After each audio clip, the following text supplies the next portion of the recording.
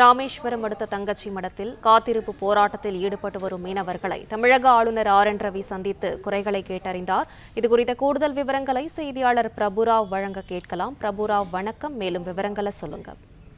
நிச்சயமாக இலங்கையில் உள்ள மீனவர்களையும் படகுகளையும் உடனடியாக விடுதலை செய்ய வேண்டும். அதேபோல் கிடப்பில் போடப்பட்டுள்ள இந்திய இலங்கை மீனவர் பேச்சுவார்த்தையை துரிதப்படுத்த வேண்டும் உள்ளிட்ட கோரிக்கைகளை வலியுறுத்தி கடந்த 3 நாட்களாக தங்கச்சி மடத்தில் மீனவர்கள் தொடர்ந்து காத்திருப்பு போராட்டத்தில் ஈடுபட்டு வருகின்றனர். இந்நிலையில் இன்று ராமேஸ்வரம் அடுத்த செம்மமடம் பகுதியில் மனோலயா மனநல மற்றும் மறுவாழ்வு முகாம் மையத்தை திறந்து வைப்பதற்காக தமிழக ஆளுநர் RN ரவி தங்கச்சி மடம், அதாவது இந்த மீனவர்கள் காத்திருப்பு போராட்டம் நடத்தும் வழியாக சென்றார். அப்போது திடீரென ஆளுநர் அந்த மீனவர்கள் நடத்தி வரும் அந்த காத்திருப்பு போராட்ட பந்தலுக்கு வந்து மீனவர்களிடம் இந்த குறைகளை கேட்டவாறும், அதே போல் அவர்கள் மனுவை வாங்கி படித்து மீனவர்கள் அவர்களிடம் இந்த உடனடியாக மீனவர்களையும் படகுகளையும் விடுதலை செய்ய வேண்டும், அதே போல் நீண்ட காலமாக குறிப்பாக 6 மாதம் 1 வருடம் 2 வருடம் என பல்வேறு தரப்பில் மீனவர்கள் சிறை தண்டனை விதிக்கப்பட்டு சிறையில் உள்ளனர், அவர்களை விடுதலை செய்ய வேண்டும் என வாய்மொழியாக கோரிக்கையாக வைத்தனர். அதனை கேட்டுக்கொண்ட தமிழக ஆளுநர் RN ரவி மீனவர்களிடம் பேசுகையில்,